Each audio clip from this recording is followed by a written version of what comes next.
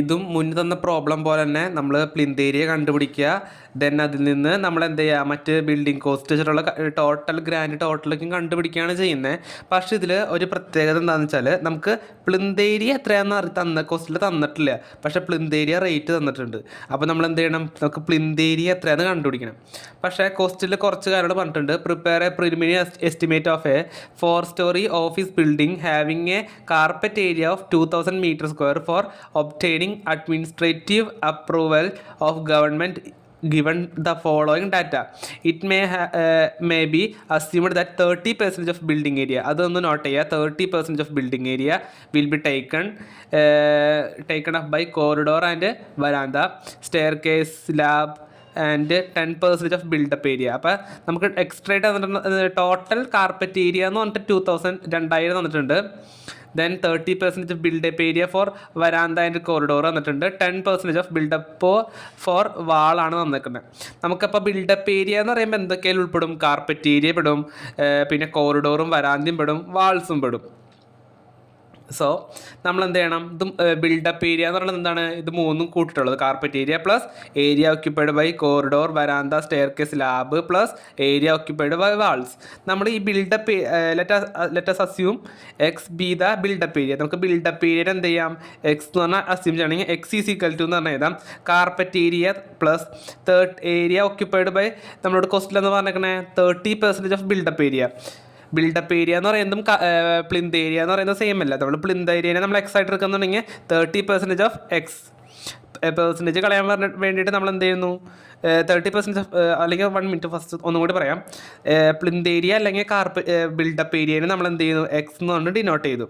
നമ്മൾ carpet area plus area occupied by corridor വരാന്ത എന്ന് പറയുന്നത് 30% ആണ്. അപ്പോൾ 30% ഓഫ് ബിൽഡപ്പ് ഏരിയ അല്ല 30% ഓഫ് ബിൽഡപ്പ് ഏരിയ എന്ന് എഴുതി. Then plus 10% of built up area. 10% of built up area എന്തിനു വേണ്ടിയിട്ടാണ്, വാൾസിന് വേണ്ടിയിട്ടാണെന്ന് എഴുതി. ഓക്കെ, ഇനി ബിൽഡപ്പ് ഏരിയ എന്ന് പറയുന്നതും പ്ലിന്ത് ഏരിയ എന്ന് പറയുന്നത് സെയിം അല്ലേ. നമ്മൾ ബിൽഡപ്പ് ഏരിയയ്ക്കും അല്ലെങ്കിൽ പ്ലിന്ത് ഏരിയയ്ക്കും നമ്മൾ എക്സ് കൊണ്ട് ഇന്നോട്ട് ചെയ്തിട്ടില്ലേ. അപ്പോൾ 30% ഓഫ് എക്സും 10% ഓഫ് എക്സ് ആണ്. പെർസെൻറ്റേജ് കളയാൻ വേണ്ടിയിട്ട് 30 divide by 100 x plus 10 divide by 100 x. അതിൽ 30/100 എന്ന് പറയുന്നത് 0.3, 10/100 എന്ന് പറയുന്നത് 0.1. എക്സ് രണ്ടിന് കോമൺ ആയതുകൊണ്ട് ഞാൻ ബ്രാക്കറ്റിൽ ഇങ്ങനെ എക്സ് എടുത്തത്. ദെൻ ഈ എക്സും ഈ എക്സിനെ പുറത്തോട്ട് കൊണ്ടുപോകാം, അല്ലെ പുറത്തോട്ട് കൊണ്ടുപോകണ്ട, ജസ്റ്റ് ഇത് രണ്ടും കൂടി കൂട്ടുമ്പോൾ 0.4 കിട്ടും, 4 കിട്ടും. അപ്പോൾ എക്സ്, അപ്പോൾ 2000 പ്ലസ് 0.4x.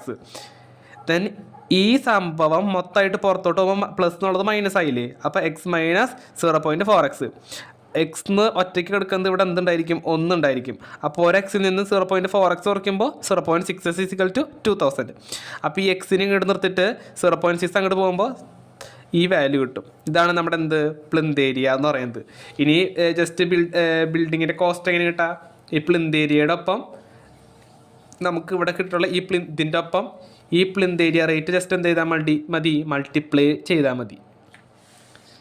ഇവിടെ ചെയ്തിട്ടുണ്ടാ ബിൽഡിംഗ് കോസ്റ്റ് എന്ന് പറഞ്ഞിട്ട് നമുക്ക് കിട്ടിയ 950 ഓൾറെഡി കോസ്റ്റിൽ ഇവിടെ തന്നിട്ടുണ്ട്.